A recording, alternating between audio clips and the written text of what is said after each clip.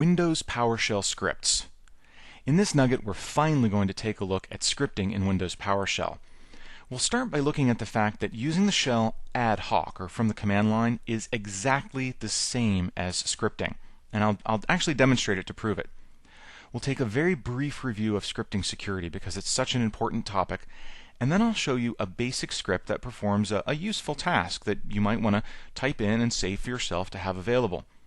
Then we'll look at taking that script slightly further and parameterizing it so that the script can be used in multiple different situations without actually having to go in and modify the script. So the first thing we need to get out of the way is the fact that Windows PowerShell does not draw a distinction between using the shell interactively and using a script. Now, to sort of demonstrate this, I'm going to need to jump ahead of myself just a little bit to show you a simple Windows PowerShell script. Simple PS1.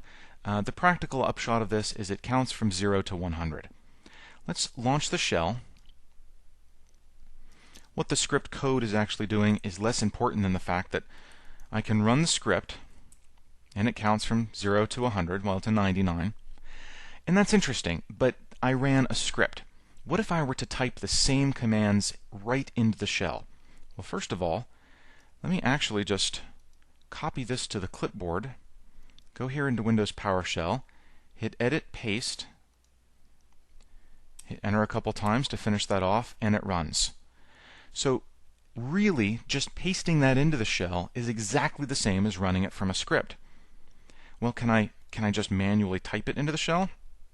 Sure, let's make this window small enough that I can see both at the same time, and we'll demonstrate that using the shell interactively is no different from a script.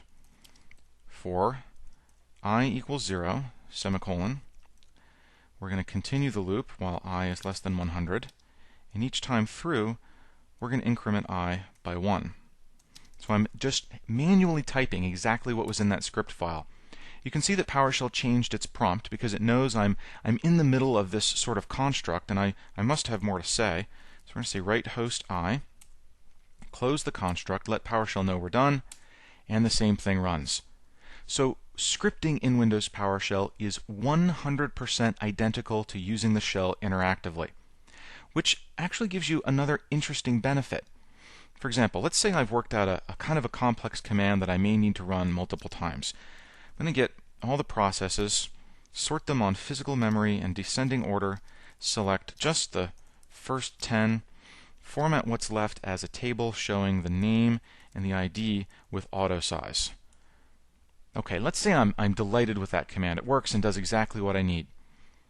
Highlight that, hit Enter to copy it to the clipboard, open up a script editor, or in this case Windows Notepad, paste that in.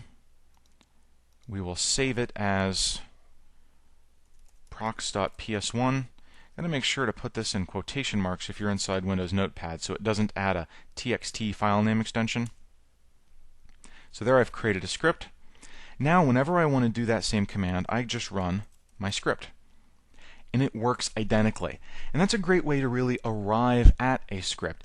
Do stuff in the shell interactively. Recall the command, modify it, try running it with different parameters. Once you get it working exactly like you want, copy and paste it into a script and you'll be able to run that same command simply without having to type it all. Ultimately, that's the only difference between using a shell interactively and putting something into a script. With a script, you only have to type it once. In the shell, you have to type it every time you want to run that exact same command.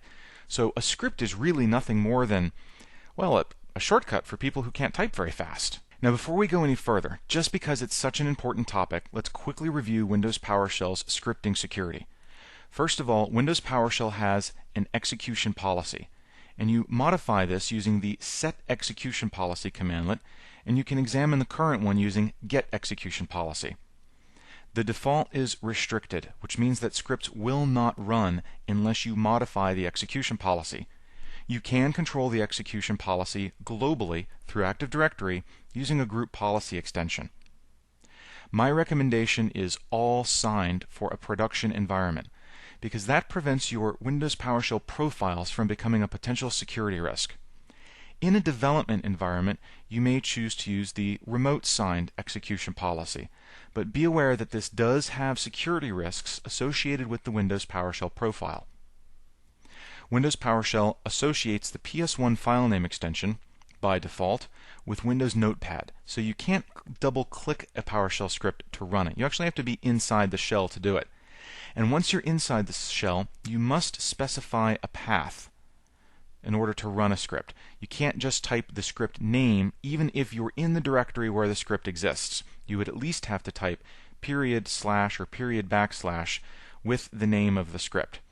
So those are sort of PowerShell's way of keeping scripts from becoming a malicious problem in your environment. Now the other thing I need to point out, because we're about to really get into scripting, is that Windows Notepad is not an acceptable script editor for Windows PowerShell. It's just a basic text editor. You're going to want things in a script editor like color coding and IntelliSense, things that help you not make typing mistakes, syntax errors, and things that help you remember PowerShell syntax and so forth. There are several commercial ones. I'm going to be using a free one, again from Quest Software. So we'll go to quest.com/PowerShell. And it's called PowerGUI. Now PowerGUI has a couple of components to it. The one I'm really going to focus on is the script editor. So I've already downloaded and installed this.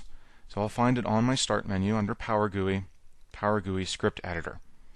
So this is just a better way than Windows Notepad of working with Windows PowerShell scripts.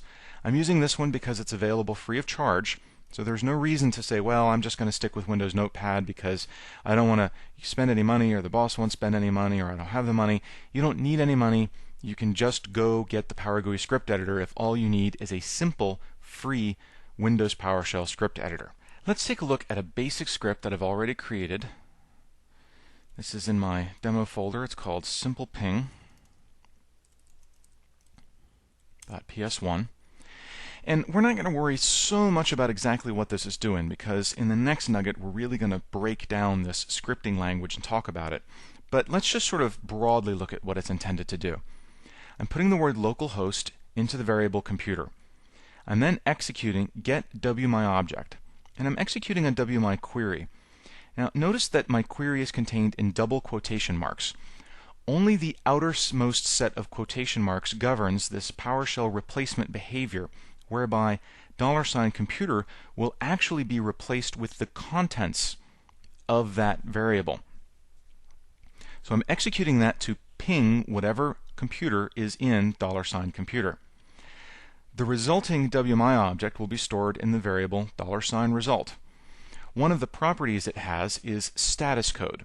So if the status code equals 0, then I'm going to write the computer is pingable. Otherwise, I will write the computer is not pingable. One of the neat things about working with an editor is that you don't have to drop down to the PowerShell console window to actually run this. We're going to first, just to see what happens here. Let's run simple ping. It says localhost is pingable. I could, however, just come up and press the start right here, and that's going to let me run it. And it says localhost is pingable. Also breaks down all the variables so I can see what's going on inside of my script and everything else. Now let's put a computer then that we know is not here, just to make sure we're testing both sides of the equation. And it's taking a little longer, and then finally it comes back and says not here is not pingable. So my script basically works both ways. And this is really all that a Windows PowerShell script is. It's a series of regular Windows PowerShell commands, maybe some language elements to help add some logic making or some repeating to it if you have a repetitive task you want to complete. But the idea is to just string together normal PowerShell commands that you might have just typed at the command line, so that you have a repeatable, consistent process sort of embedded in this script that you can then run whenever you need to perform that particular task. Now, a problem with this particular script is that I have hard-coded its main operational value. That means if I want to be able to use this script in different situations, every single time I'm going to have to open it up, modify this value to be the value that I need for right then, save it, and run it again. That sort of whole workflow isn't very useful. It's certainly not very efficient. And you might want to share this script with someone who's simply not comfortable opening up a script and editing it. Certainly a help desk technician or someone who doesn't have the scripting experience might look at this and might get a little worried. Maybe they're going to change the right thing. Maybe they might come down here and type the new value, and that means it wouldn't work the way it was supposed to. So what I'd like to do is parameterize this, and it's really easy in PowerShell. If you start writing your script so that all of your key values go into variables near the top of the script, here's how easy it is to turn those into parameters.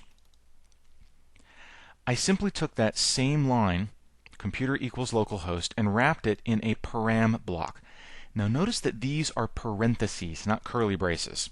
That can get a little bit difficult to see on the screen sometimes because the difference, these are curly braces, the difference is really only a single pixel. So it can be a little tough to see, but just understand these are parentheses.